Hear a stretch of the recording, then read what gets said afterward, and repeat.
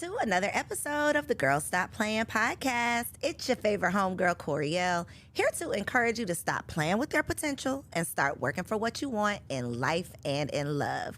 You already know that I'm bringing you the information and the conversations to help you make the money and get the honey. You can have it all as long as you are willing to work. And we have a working woman in the building. Dr. Tiff is in the studio. Are you ready? I am so ready. Thank you for having me. Look, I'm so excited to have you because this conversation is going to be a little spicy, okay, y'all? What I got on my card, we probably ain't even going to get to what I got on my card, okay? Because the conversation that we had before the camera started rolling, I think that this is definitely going to be a conversation that you are going to want to share with a friend. So go ahead and send this video on to one of your girlfriends because this is going to be not just a juicy conversation, but y'all are going to learn a lot. So get your notebooks out and get ready for this girl talk. Okay, so let's just start by allowing the people to put some respect on your name. So we're going to give you a proper introduction. Go ahead and tell the people, what do they need to know about Dr. Tiff? Well, I am Dr. Tiffany Williams, and baby, it has been a journey. But I am a financial strategist. I've been in business for over 15 years.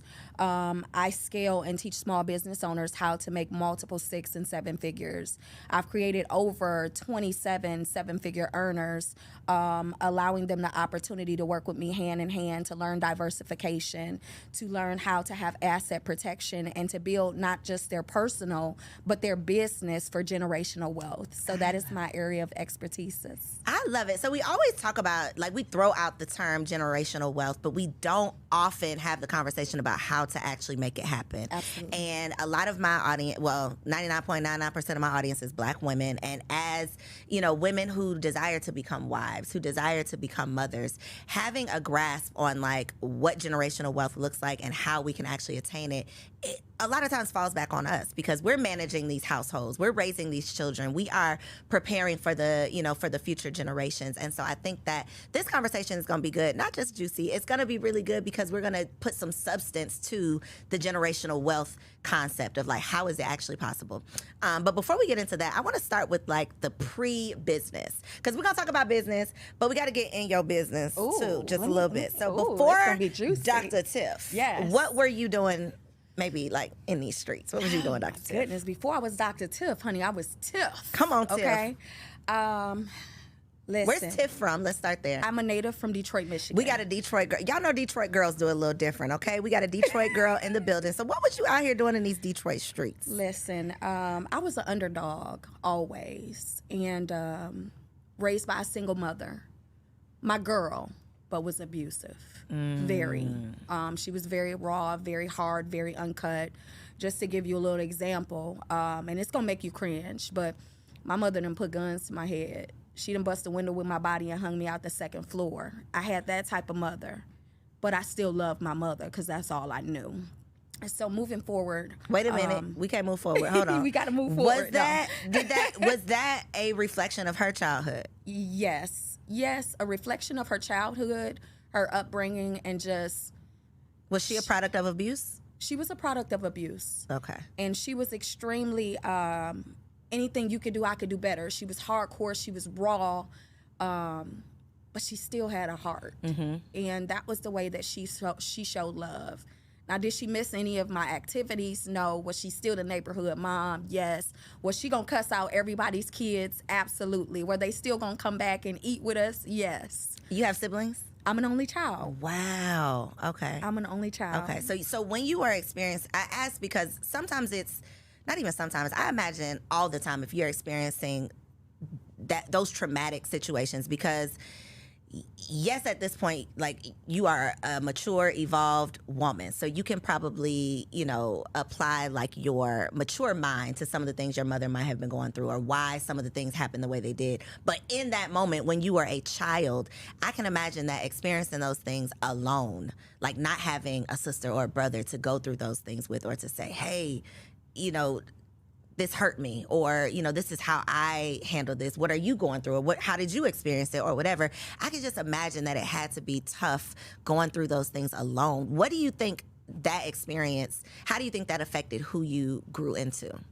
It affected me tremendously. And it wasn't until I was in my late 30s that I really got over it. And You're not in your late 30s right now? I'll be 41. Wow, you looking good. Thank okay. you, sis. Thank you. Okay. Yeah, so it had a lot of wear and tear on me. I was a product of my environment. I thought that was normality, but it really wasn't. I got to experience love from my friends, parents. I got to experience massive love from my grandmother and my grandfather, and my mother's mom as well. But my grandparents on my dad's side, I was more closer to. He's been on drugs since I was 2, so they took on his responsibility and obligation. So I had a form of balance, but it still was, all I ever wanted from her was to be recognized, loved, and appreciated, and to be shown like she's proud of me. And for many, many years, she didn't do that. Even as an adult, I yearned for it all the time, like just be proud of me, you know, in my most vulnerable and deepest and worst situations I've ever been in. She would support, but it would still be the hard love support when I needed nurturing. So it hardened my exterior. It built in me I had something against women. Mm-hmm. Anybody that reminded me of my mother, I didn't want to connect with them because I knew I could lash out and tell you what I really feel or punch you in the face because you're not my mom, you know? And even in those times of abuse, it got extensively like high because I would fight back. Mm-hmm. I remember grabbing her and slamming her. That's where the gun came into play. But it was because I was exhausted from it, you know? But it played a significant part on how I loved my son. I gave him a lot of that because it was something that I was just learned, and I had to realize it was wrong. Mm-hmm. In my relationships, romantic relationships, I was hard. And a lot of times that's why I asked, was she a product of abuse? Because a lot of times we unconsciously do what was done to us, but we rationalize it if it's not as bad as it was done to us. Absolutely. Because it's like, well, I'm not as bad as my mom was, and I turned out okay. So as long as I don't do you how I was done, as long as I just do a little bit better than how I was done, then I'm doing what I need to do. And, you know, logically thinking, yeah, as long as you're doing the best that you can, that's all that we can expect of you, especially if what you experienced was so traumatic. So for you, in turn, when you became a mother, I would love to know how you think that did it affect you in the sense of you repeated some of that abusive behavior because this is all that you knew, or did you go to the extreme, like I'm going to be the complete opposite of what I experienced? Like, how do you think that it made you overcompensate? Do you think that it made it tougher for you to be affectionate because you didn't grow up with affection? Like, how do you think that transferred to you as a mother? It transferred to me, and I gave that same type of love for a very long time. And then even in the midst of that stuff with my mother, I was raped at 16. So with my son, I always said if I had a child, it had to be a boy because I couldn't protect a girl. And I just didn't think I was soft enough to have a daughter. Like I really never wanted kids, Coriel. And then I decided to have one. It was a boy. And I'm like, I could be rough and tough with him. I can, I don't really have to change much to love on him. But I gave him a lot of what my mother gave me, and it broke him as well. So we had to figure out a way to restore that generational curse because he's hard to love now, and he has some little anger issues towards myself and his dad, right? But if I would have given him the softer love, if I would have nurtured him in a way that wasn't so it's certain things that would have been brought out of him at an ease. Yeah. So I had to learn how to pivot and transition and try to restore what was broken even in him, giving him the same love. It might not be a gun or busting a window with your body, but I might do name calling, or I might tell you stop crying like a wuss, or you a boy, you supposed to be strong, as if they cannot have vulnerability or a voice to speak out without a woman lashing or yelling at them, because it builds a foundation where when he gets a woman, if she yells and lashes, now he's triggered. And I just really wish I could have changed that at the beginning and didn't have to restore it as he gotten older.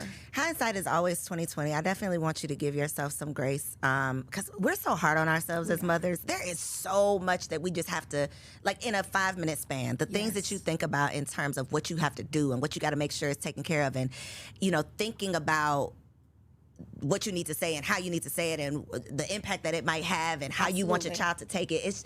And my son is 2. And I'm still thinking about the things that I say and do and what he sees, how it's going to impact him in the future, how he's going to repeat what he saw, how I am the example of a woman to him. You know, it's so much responsibility. That's why, you know, as women, I think that the bulk of the responsibility does fall back on us when it comes to these children. And that is why we have to do all that we can do to become the best that we can, because their lives are going to be shaped by the life that we're living, you know, and what we give. And so I just say that to say I do think that you have to give yourself grace because you did the best that you can, you know, the best that you could with what you had. And when you realize your best wasn't good enough, you decided I'm going to make it better. I'm going to do whatever I can to improve even now, you know, what I'm putting out because you understand the impact. But it's generational. You know, like you said, it's generational. It's a generational curse. We talk about generational wealth, but in order to build that generational wealth, we have to peel back the layers of these generational curses because a lot of the things that we're subconsciously doing, it comes from slavery. Like things that happened before we were literally even in this body, before we were having these experiences, before we were, you know, here, we were there. Absolutely. And so many of us have not recovered or even acknowledged what we went through when we were there. And so we don't understand that our natural instinct to spank our kids comes from us being whipped. We don't understand that our natural instinct to curse out our children or to belittle our children came from us not wanting the slave master to see any value in this child because they ran the risk of them, you know, taking them away from us. If they see that they're worth something, you might want to take my baby. So I got to curse him out in front of you, you know, so that you know that he's worthless. And it's these little subconscious things that we don't address, that we don't acknowledge. And then our kids, who are way more removed from slavery than, you know, our great grandmothers, they're dealing with these same things, not even knowing why. So they grow up and they repeat the same things. And so it's literally just like this revolving door. It's so much responsibility. It's so much work. It is. It's not fun. It ain't sexy. I mean, it's not, but it's necessary. It is. It's so necessary. And these conversations, I think, are healing because there's somebody who's going to watch this that's going to say, wow, I recognize now that I did XYZ to my child because of what was done to me, and I had never even connected the dots. Right. We're like the evolved generation, right? Yeah. We're going to therapy. Yes. We're gentle parenting. We care about our mental health. Like we're doing all of this. Our parents weren't there. No. Like they just weren't. They were not as evolved as we are. And so we have to, I think, give ourselves grace. We got to give them grace. And then we have to see them as just humans. Absolutely. Not our parents who were supposed to be perfect, but just humans who didn't have it all together. Yeah. Because, baby, I got some mommy issues, too, but we're not going to talk about them today. Ooh, Lord. But we talk a lot about, you know, the daddy issues, but these mamas then did a number on us. Yeah, And for we real. don't always acknowledge that, but we need to. Yeah. So I appreciate you for even being, like, vulnerable enough to share that. Thank you. Thank you. Okay, so let's talk about, I want to get into, like, this wealth building. Okay.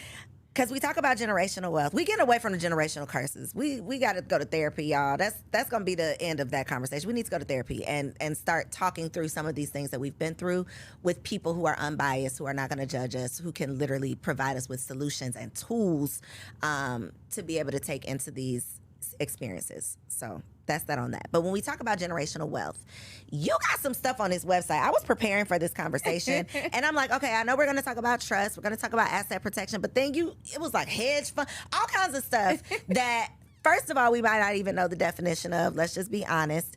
So let's start with hedge funds. Okay. What does that mean and what do you do? So what I actually am doing is creating hedge funds for companies. So Okay. I've worked with several companies out of Los Angeles where they've hired me to consult to build the hedge fund company out. They're based out of California, but their headquarters is El Salvador, Texas. Okay. El Salvador, Mexico. Okay. So we've done that because it's major in the crypto space. So there's several different types of hedge funds. The ones that I am affiliated with or part ownership with are those that are private, elite, invite only. What is a hedge fund, though? So a hedge fund is basically a bunch of individuals coming together, putting money in a pool, and you have a profit afterwards. Like it's a split profit based on the return on investment. And then after a certain allocated time, then your principal will be released and the profit will keep growing. So it just depends on what type of hedge fund there is. But overall, it's you putting your money into some pools or pots, to make it easy in layman terms. You're putting it into a pot. You're getting a return on investment, and your principal will be released at a certain allocated time. But this ain't no susu now, is it? No, it ain't not no at all. Okay, I just want to just put that out there because the susu had us in a chokehold a couple years ago. I was really against the susu from the beginning. Me From too. the beginning. For me, and the people don't know where the susu comes from. It comes from the Asian community. Oh, I thought it was African. Actually, the Asian community. What they do is they find out in their circle of influence, in their Fave 5, what all they need. And what they do is figure out how much they need, how can we get that to them so that they can build generational wealth. And they supply what's needed for their own community, whether it's their siblings or circle of influence or Fave 5. They came together and gave what was needed. As they built and they created income, then they passed it back down to the next individual. They didn't do a 300 for 5,000, okay? It's sad, but our community will find some way to finesse, and it's going to be a lose at the end. But for the hedge funds, you have to have a certain type of capital. You have to be extremely resourceful, and you have to be invited into real hedge funds. So it's like an investment group. Absolutely. Almost. So we put our money together. We decide together what we're going to invest in, or that's already like predetermined. So let me just give you an example. For this particular hedge fund, what they did was say, this is the number that we want to get to. And each person that put this money in, this is what you will get every week, every month, and what you would look for at the end of your 12-month term. So you have different amounts that you can go in at, and you also have different distribution times that you can go in. Okay. If you decide to lock in and say 16 months and not do a 3-month, of course your return on investment is going to be much grander versus someone who's like, I want to start getting my return on investment in 3 months, every increments of 3 months, every quarter. Right? You're gonna get a smaller return on investment. Right. Because you're not waiting. It's not sitting as long. Yeah. Okay. And do you have to be a certified investor to do this or no? So you don't have to be a certified investor, but the people who create the hedge fund, you have to be certified. You have to have your series. You have to have the proper licenses. And a lot of it that we're doing is cryptocurrency, and crypto is 100% legal in El Salvador. Gotcha. So that's why it's based out of there, but funneled through California. Got you. Yes. So many, I say Black people are late to the party on everything. Like we are late to these conversations, and then by the time we catch up, it's like a foreign language. Absolutely. It's like the money has been made. Yeah. It has happened. The party is over, and then we show up to the door like, but wait a minute, we just not getting the invitation. So how did you end up getting into this space? So, you have to pay to play. And I wanted to enhance my credibility and what I can offer my community in financial services that only the 1%ers can, are allocated to have that privilege. So to be able to get at the table, sit at the table, create relationships, and build from there to give my folks an opportunity is what I did. So as a 1%er myself, I have the opportunity to sit with those people who make the decisions and then have the opportunity to bring you in before it's flooded and you can't get in. Gotcha. I had to pay to play. Got you. And that's the part that a lot of people don't want to hear. And not even that they don't want to hear it. I think that's the part that we don't say a lot because we see people in certain places, but it's just like we see them at the destination, but we don't know like the vehicle they had to ride in to get there. So we want to go to the destination. We don't know what type of car we need to be looking for. We don't know how long the ride's going to be. We don't know how much money we need to put in the tank because they missed that part of the story. They're just like, oh, I'm here now. So I'm glad that you mentioned like I had to pay to play because a lot of people think, oh, you just ended up there or you just knew somebody, which sometimes you do know, and even the person you know say, okay, but you still got to pay to play. Absolutely. So I think that that's important that you mentioned that part of the conversation. I want to talk about trusts also, okay, because I feel like similar to hedge funds, we hear about these things. Like, it might not be a foreign concept, but you might not really understand the intricacies of it. So talk to us about what trusts are and who might be ideal to need a trust. So a trust, you have different types of trust, but what most people know is the revocable, irrevocable, the charitable, the beneficiary trust, or the business trust. So what I do, I work with the number one company who has created the trust that is backed by the IRS, stamped. They have been through litigation and never lost. So you have to look at what type of asset protection are you desiring? Are you desiring an asset protection that secures you while you're alive, or that secures you while you're alive or deceased? Do you want to have an opportunity to gift your children assets that are non-taxed? While you're alive, do you want to pay taxes on only fun, food, or fashion? While you're alive, do you want to have accessibility for people to know what all you have accumulated, or do you want it to be in secrecy, right? So it just really depends on what do you desire for yourself. For Let me, me tell you what I desire, and then you tell me which one it is. If I want to hide everything I own, not hide. Anonymity. Use anonymity. Okay, if I want to be anonymous with the things that I own, I want to leave something for my children, and I want to be able to benefit now and later.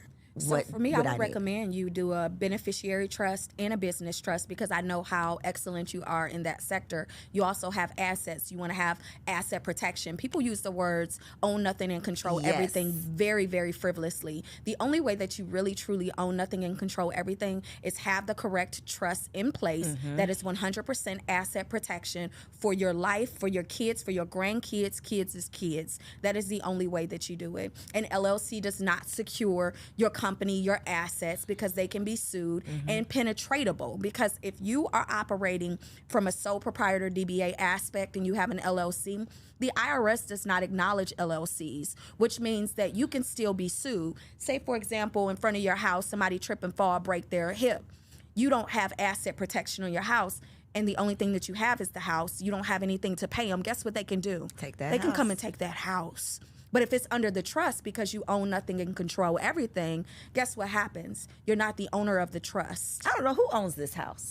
You're not. They would have to figure that out. But guess what? It's under a trust. You have the capability and the ability to make sure that you are 100% protected from your assets to your bank, from your cell phone. My cell phone is under my trust. You know why? Because my cell phone is a bank. You know why? Because I do a lot of cryptocurrency. So for me to have my cell phone under my trust, in the event something happens and they're like, give me your wallets. Well, my wallets is in my phone, and my phone is under my trust, which means my wallets are protected under the trust. I do not own that, right? So can a trust be sued? A trust, so they do have litigation, and it can be sued, and people don't live in a trust. People always speak, I own the trust, I have a trust. No, you don't. You live in a trust. So if you are not living in a trust properly, you don't have the proper compliance, you are definitely going to be penetratable. For me, it's all about the anonymity, and that's the secrecy of not owning anything but controlling everything. If you don't have the proper CPA for your trust, who actually knows what you can write off, how you can write it off, what is protected, what you have to show as the protection, what receipts you need compatible for the IRS, they will come and eat you alive. And a lot of people have the trust, and they say, oh, I have a trust, but they're not living in it properly, and they're not walking in it properly.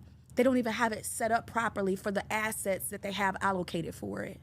So how much does it cost to set up a trust properly? Okay, so I'm gonna tell you how much it costs to set up a trust for me. Okay. The minimum trust that we have is $25,000. And is that, when you say the minimum trust, do you mean the minimum fee to set up the trust, or assets that go in this trust needs to equal that amount? The minimum fee is $25,000. Okay. And then I do a special with the beneficiary and a business trust. Okay. The information that you give, I'll give you a checklist. I have the number one compliance team for this particular trust. We are the only trust that is a 5-pillar trust that has every intricate detail on the trust sector for asset protection. We have only 14 licensed CPAs to actually excel this trust and be the compliance department for it. There's only 9 of us who are licensed to sell this trust. Not only am I the only Black one, but I'm the second woman. So it's a minimum of $25,000 you have to pay to play. But when I tell you we're going to save you, minimum liability, maximum gain. So in order for that to make sense, in order for me to invest $25,000 to set up this trust, what is a reasonable, like what position do I need to be in for that to make sense for me? Because obviously if I don't own property, or if my business is not profitable, like what's the ideal person that makes sense for?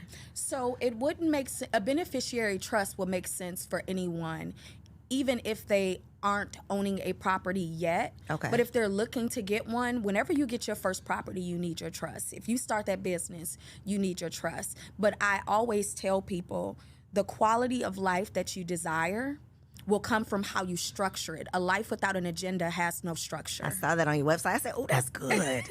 That is good right there. Yes. Yeah, so you got to prepare for it. And if you're walking in alignment with your purpose, your passion, and even how the direction you desire to go into with your family structure, then the trust is necessary. Because one thing about a trust, you don't have to wait for the courts to say, hey, my children can get this. They're not double taxed. When you have the proper trust, you're only taxed on fun, food, and fashion. You pay yourself a salary through the trust.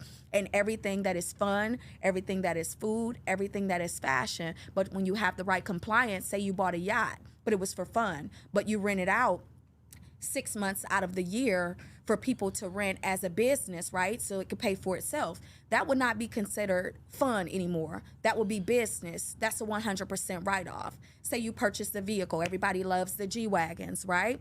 The weight of the G-Wagon allows you to be able to write the entire thing off, right? But now in 2023, they've changed the rules. But what happens when you just stick your magnets back on there? Now the rules are back to your advantage. So you have to have the proper compliance departments to teach you how to actually live in it to benefit.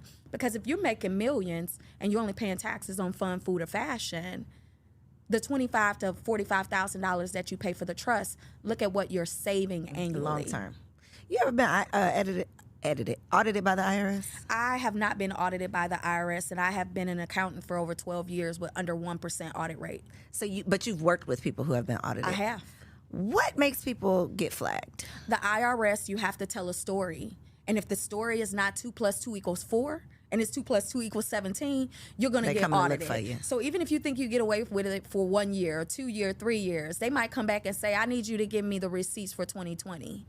They already tell you that you have to keep them for 7 to 10 years. If you don't keep them, then guess what you have to do? You have to pay it back. So you have to make sure the story you're sharing is truth. You have the receipts. We are big on receipts, right? You have to have the receipts, honey. Girl. Yes. Thank God for technology, okay? Yes. Digital receipts. Yes. So you have You to know have people the who still like store receipts like in an envelope? Like, I do. I have you clients do that? I have clients still to this day that bring me a trash can and get a trash bag. And guess what I do? I charge them trash bag prices. I know that's right. Because if you don't follow the rules, it's easy for you to swipe. I don't care if it's a piece of gum. My business clients for accounting, I only do for $4 million. They have to be at $4 million and above for me to do their business accounting work. You're going to charge everything. I don't care if it's a piece of gum or a bag of chips. You're going to bring me 12-month bank statements. We're going to go over quarterly anything that doesn't have a statement, that doesn't correlate with what you sent me, so that I can prepare for you. When you bring me a trash bag, you're going to get the trash bag price. People who do this work are like so amazing to me. To even just think about what you just said, like we're going to go through. When my accountant want to get on the phone and ask me about that $4 that I pay, I just be like, just forget it. I'll pay, like, whatever I got to do with the $4. I cannot sit here and talk to you about this $4. How do you do this work? So I'm not that bad. Are you OCD? So I'm a numbers girl. Okay. So, I want to make the numbers. I don't want to manage the numbers, though. But in orter to make the numbers, you got to manage them. Because you have to budget. And that still goes with the life without an agenda has no structure. a budget, a debt reduction plan, a financial needs analysis. At the end of the month, how much disposable income do you have? If you do not know that, how can we orchestrate building generational wealth, giving you an opportunity to have asset accumulation? One of the most important things that I teach is every individual, especially a Black individual, needs to own the assets that only the Lord created. That's oil, that's gold, that's silver, that's land. That's generational wealth. Those are the things that he created that will never be rebuilt, that will never be taken off of this earth. We will have for the rest of our lives. So you want to start tapping into obtaining oil. Silver over gold. The value of silver is more important than the value of gold at the moment. But commodities are necessary. Real estate is necessary. Hard assets are necessary. So if you don't have disposable income, how can you say, hey, Tiff, I'm ready to buy some gold. I need $10,000 worth of silver. Okay, cool. I'm going to send you over the blueprint. Hey, Tiff, every quarter, I want you to just automatically withdraw the money from my gold and silver. Hey, who can you connect me to purchase some land? How can I connect to purchase some oil? But that $4 adds up, because that $4, just go to 5, Starbucks, minimum of $5. That $5 times 30 is a lot. That could go towards your silver. So that's why you have to have the life without an agenda has no structure. When you go and buy that $4 and you can't account for it, it's not you accounting, it's you not holding yourself responsible and accountable, because we are the accountability coach to help get you exactly to where you need to be. Get me together. See, that was for me. It was for me. Get me where I need to be, because I be looking like I paid that $4, you can have it, but you're right. It will add right up. It does. And it's a comma come with that $4 afterwards. 4, 4, 4, 4, 4. Comma, you're going to hit the 4-figure first with the comma, with the 4s. You're going to hit the 5-finger after that. Think about what you spend a year on things that's $2, $3, $4. Yeah. So what's step one to get ourselves together? Where do you start? If you are like a complete mess, you're not making $4 million yet, you're just a mess, and your life has no agenda. I always tell people you got to start with the credit. You have to start with the credit assessment. And that's where I started in credit in the credit industry. And it's the most important part of a person's life. Credit is more important than cash flow. Credit gives you what cash flow can't, which is the report card. Because you can come with $1 million and I can come with $100,000, and you can have cancer and I cannot have cancer, but I'm gonna get the insurance policy. How effective is your cash flow over my cash flow and my health? So the credit gets you in places that cash flow cannot, because of the paper trail of excellence that comes with credit. That is your heartbeat to your report. That is your financial report card. That tells the creditors and individuals how responsible you are financially. And when people walk around and I got money, I got this, I'm pulling out knots, and you don't have a savings account, you pulling all your money out your pocket, they're not impressed with that these days.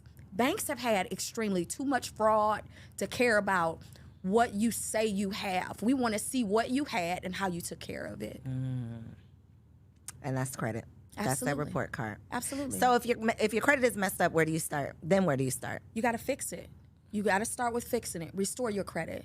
And yes, it's a lot of people out here that do it, and it's a lot of fraud out here. But it didn't take you overnight to mess it up.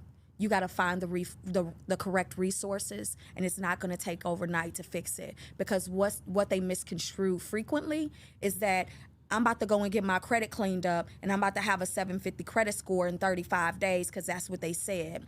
But what about your debt to income ratio? That part. What about your credit limits that you have that are new or old? What about, are you paying the existing accounts that you have?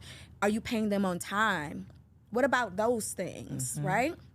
You have a soft credit score and a hard credit score. You have people who have nothing on the credit go and get 3 $1,000 credit limits, and they're at a 750. Do you think that 750 is credible? Absolutely not. That's a soft 750. You hold the same weight as somebody with a 600 credit score or 550 because you don't have the history. You just accumulated the accounts. And what is it that's comparable to what it is you're desiring out here in the world to complement your $1,000 bubblegum credit card? Not bubblegum credit card. Have you paid for a car $50,000, $70,000? Do you have a mortgage under 30%? Paid, you only owe 30% on it. Do you have credit cards, 30, 50,000, lines of credit, 30, 50,000, that you've paid under 30% utilization? So what makes you think you're credible because you have $1,000 credit cards and a secured credit card for $500, but you want $1 million in credit right now and you have not earned it? So it's not quick, it's not microwave, it's going to take time. Absolutely. And patience. Absolutely. What is your thought on this Fed Now thing? Elaborate. The Fed Now federal cash app, electronic money. I don't know.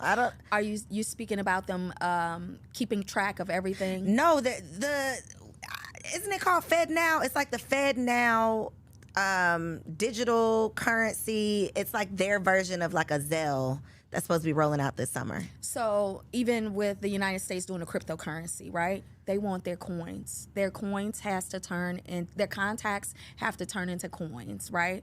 They want their coins. All of this new cryptocurrency for United States, Fed Now, Zelle, they want a piece of the pie, even though they're getting a piece of the pie from the Cash Apps, the Zelles, the Coinbases. But crypto is decentralized, and it's decentralized for a reason. So you have the pros and the cons to that, because the con is, if they shut down on you and your money is there, you have no customer support to call. You're just 100% out of your coins, right? But when you have the United States associated with it, then you have some form of security, like insurance right? behind it, yeah. But if you think about it, how much insurance? Because Coinbase is United States jurisdiction. You get a 1099 from Coinbase.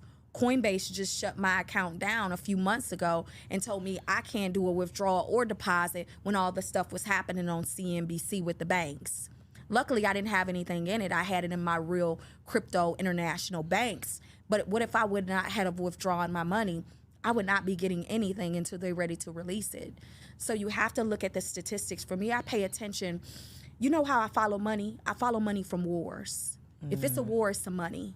Think about how high deficit we are in the United States when it comes to the FDIC controlling our money. We owe China over $23 trillion. But yet, whenever we feel like it, we can print money for other people in other countries like Ukraine and other places. You can print billions of dollars for other countries that don't support us, but then we lack the education, the practicality that we need in the United States to live here. But we're in a deficit, but we can print money for anybody else. Math ain't math, and it's not making sense. The math does not ever math. But you always know when the U.S. got some money, because you know war is either coming or it then came, and that's where the coins come in at. Gotcha.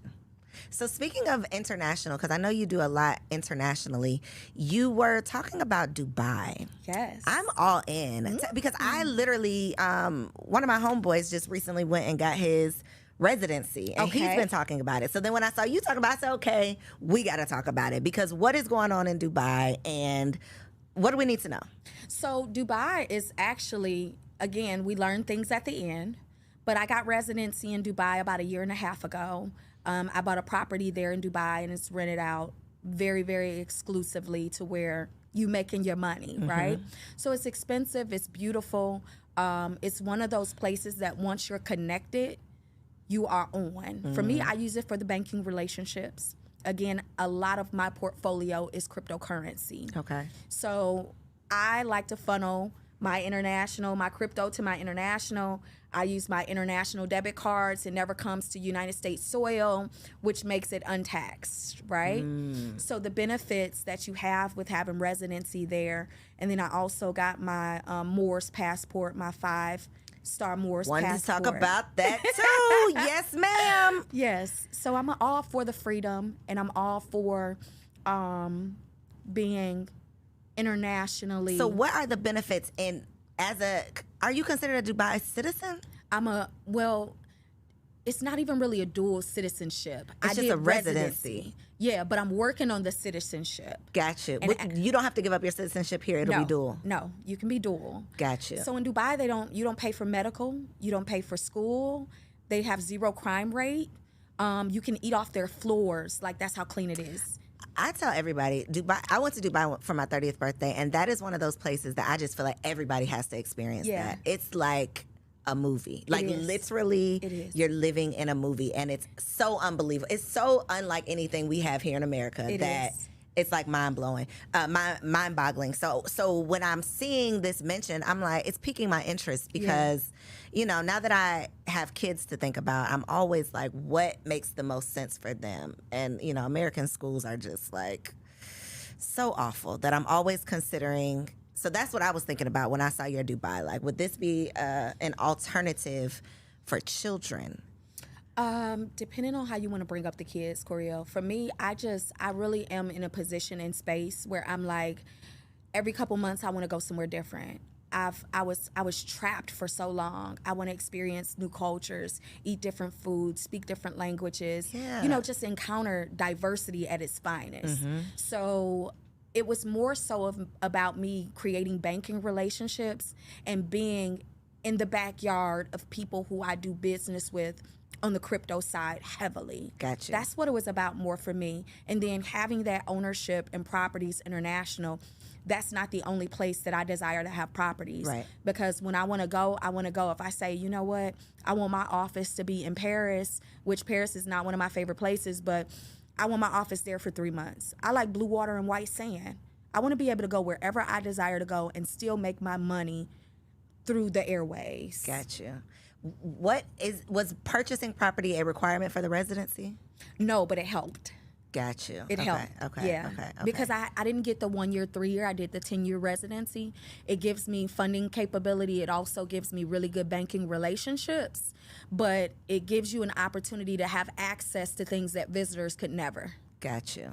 Yeah. Okay. And some of it is G14 classified. I was about to say, okay. Yeah. I see you tiptoeing on the marble floor. Okay. Yeah, I could give it to you afterwards. Okay. Is the more, what did you call it? The Moore's passport? Hold on, let me tell you what I put on my notes.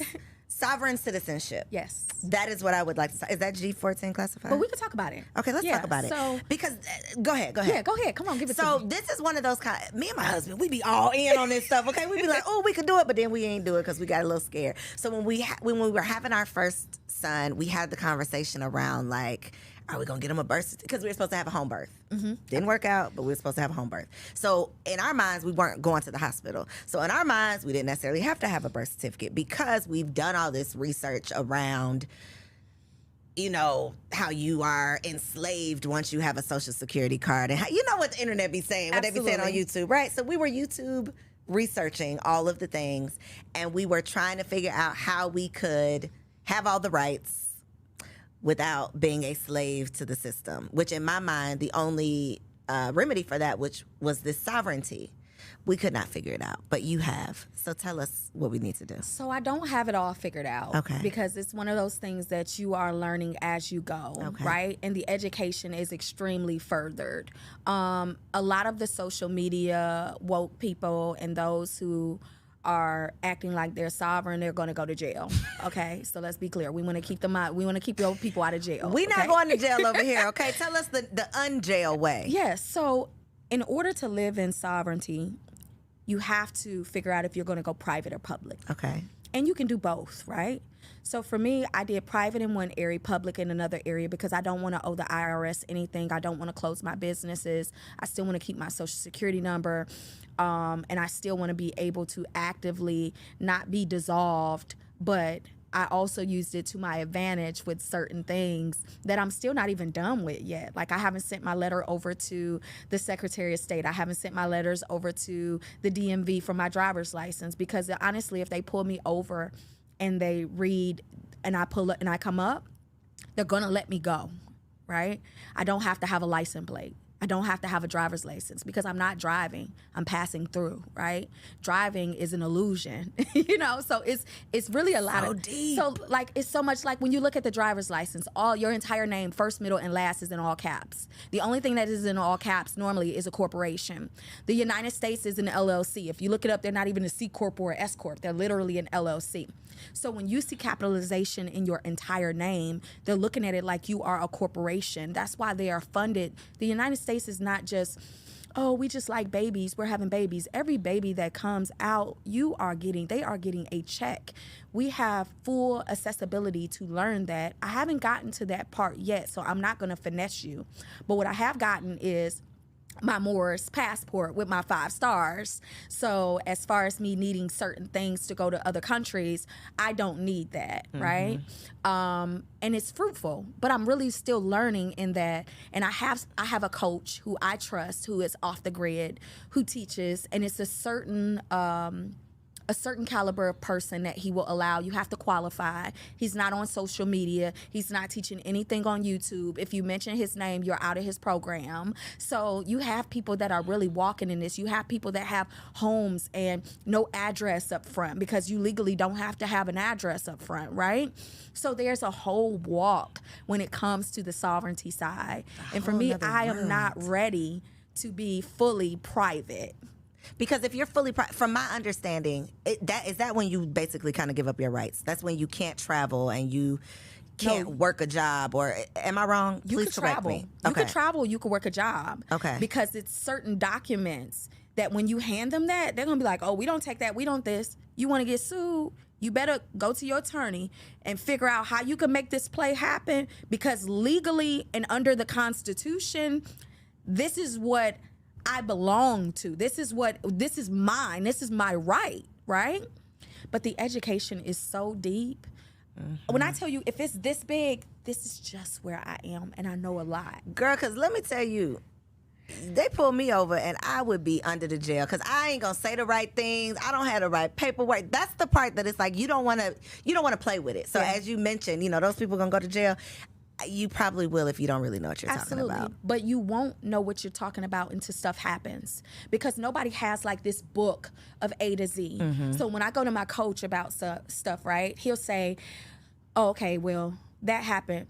Send it over to me. Let me review it. I'm going to tell you what to do next, how to do it, whatever, right? Oh, this happened in the airport. Like if I go places and I show my Moors passport, they be like, who are you, the Princess of Zamunda? You know what I'm saying? It's like, it's so unbelievable. Serious. Yeah. It's serious. So like I said, if it's this big, sis, this is where I am, and my knowledge is growing every day, and it's really living in that as well and experiencing it. But I would be lying to you if I said I just hold all the juice. Yeah, but you got a little drip though. I got a little drip. But so that doesn't affect, obviously that doesn't affect the business that you're doing and the trust you have. And no. Gotcha. Not at all. Gotcha. Because you don't own the trust. Remember that. If you own the trust, you could be found. So what's your relationship to the trust? Like legally, what is your relationship to the trust? So your relationship to the trust, you will add beneficiaries, right? But you are the trustee. Okay. Right? Gotcha. So, no, I'm saying that wrong. You will have a beneficiary, but the trustee is the person who creates that for you, right? So that's not you. No. So you have like the company, right? The company that creates the trusts.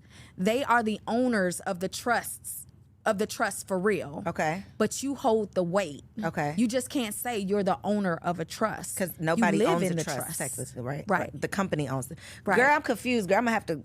Okay. I got some good info for you I'm going to give to you. Okay. Right? Okay. I got some good game I'm going to give to you. Please give me the game, but not the game that's going to get me in jail. I'm never going to get you in jail. Okay. But I had to just let it be known. There's a lot of people that are really with this woke and private and public, and they're all over social media, and they're doing YouTubes, and they're doing these classes, and they're charging. It's a couple of them that are super dope.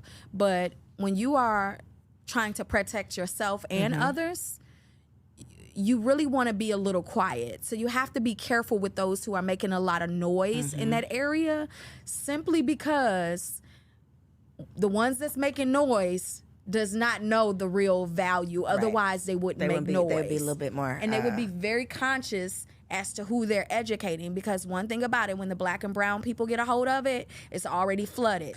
So this is not just a black and brown people thing? Not at all. Not at all. Trust is not at all. No, not trust, but sovereignty. No, there are other individuals, honey, that have sovereignty. Girl, I thought this was just like a... Wow. No, ma'am. Okay. No, ma'am. Okay. It is a wealthy thing. Okay. Yes. Learn something new every day. Yes. So do you help the people do these things? I do. Okay. I Okay, do. so in 1 second, I'm going to have you tell the people how you can help them do that. But really quick, you said it's like, don't even come calling if you don't have $25K for the trust.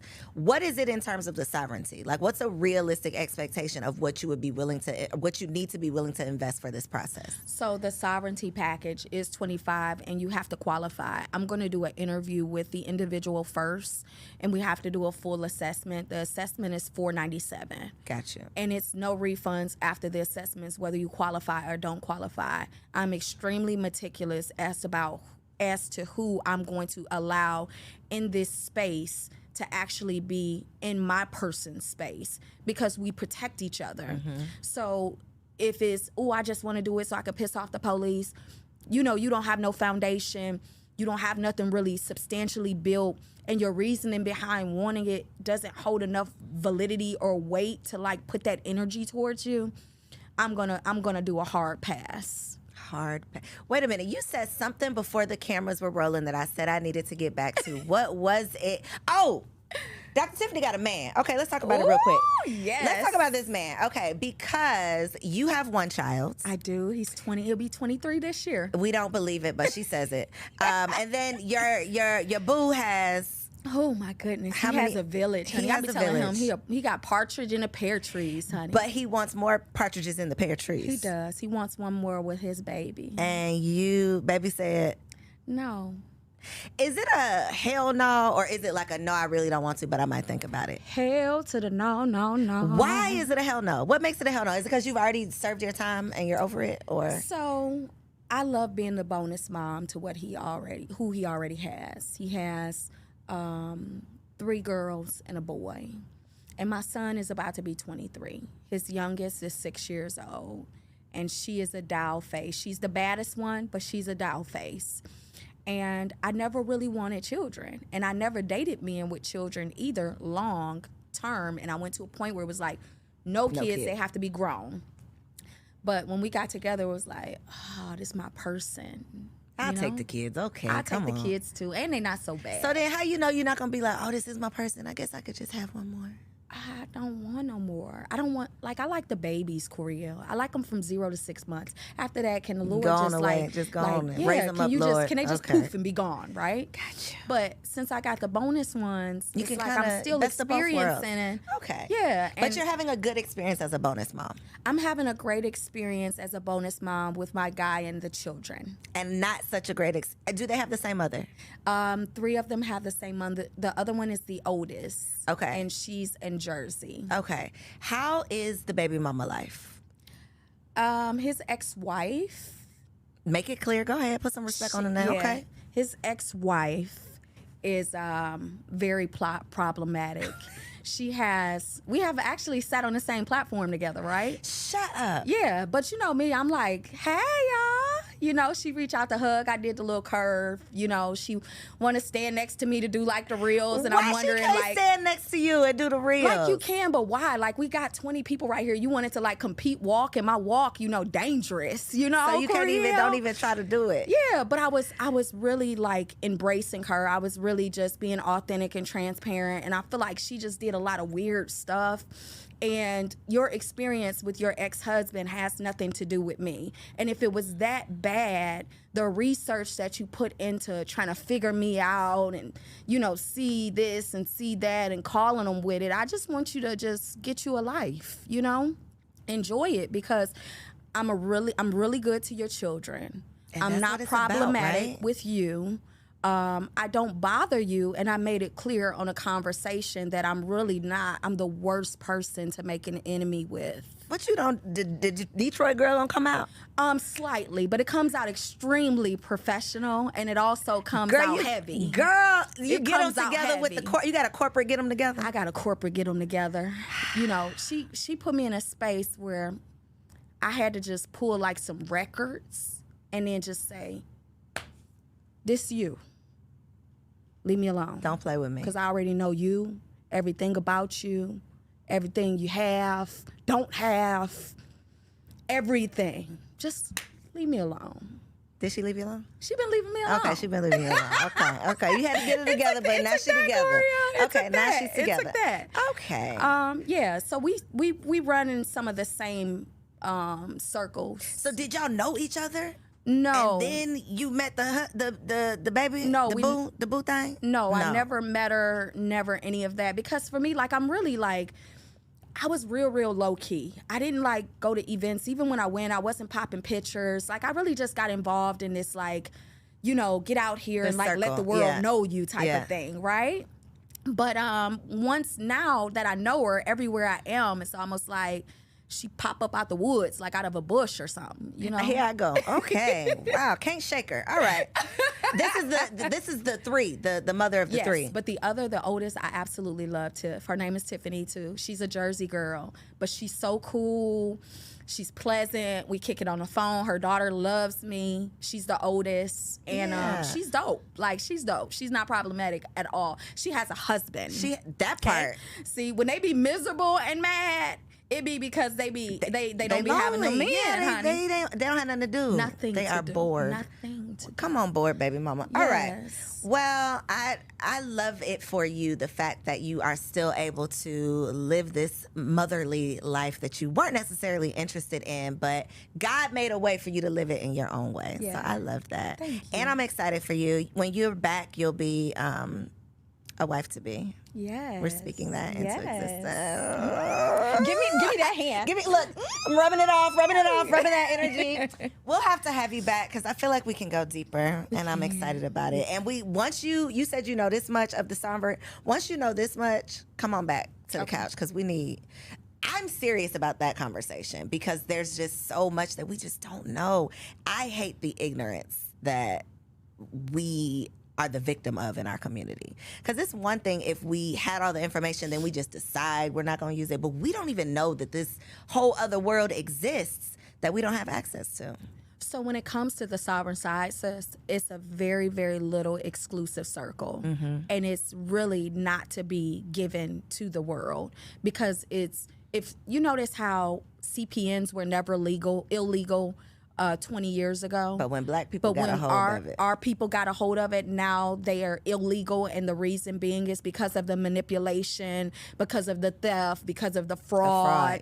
They didn't operate from the space of high, like, intellectual property. They were still frequencying on a low scale to where it's to get a car that they can't pay for. So it's very, very protected. And for me, I'm going to always, but I'm going to share it with you. And I'll share it with people who qualify because what I do know will get you where you need to go. And then my coach takes on that obligation of walking you through it with me. But I wouldn't. You're not just gonna blast it. I'm not gonna share it on air. But I got the people you, don't though. do right. Girl, get me together. I'll keep it safe. Too. I know don't you will. worry. I know you will. Okay, so I need you to look in that camera right there and tell the people where can they find you, what you got for them. If they want a trust, I don't know if they're making $4 million to get the taxes done, but whatever else you might have for them, let them know. So guys, let me just comment on the tax thing. That's on the business side. I work with $4 million and up, but I still have personal credit. Okay. Personal clients as well. You can actually connect with me on my website, www.whoistiffanyWilliams.com. All of the information is there. If you want an assessment call, if you've listened on Coriel's show, I will give you the assessment call for the trust for free. Ooh. Only if you say, Coriel Boss. Come on. That's the only way you're going to get it. So I am Dr. Tiffany Williams. I am your financial strategist. I'm going to help you level up without limitations to hit multiple 7 figures if that is the desire. But we're going to work to get you there. Come on, multiple 7 figures. Come on now. I hope that y'all have enjoyed this conversation. I hope you had your notebook out because it was full of not just juiciness, but so many gems. Y'all, there is no excuse for us to continue to be late to the party on these conversations. You have just learned something, and now I am challenging you to turn around and teach someone else.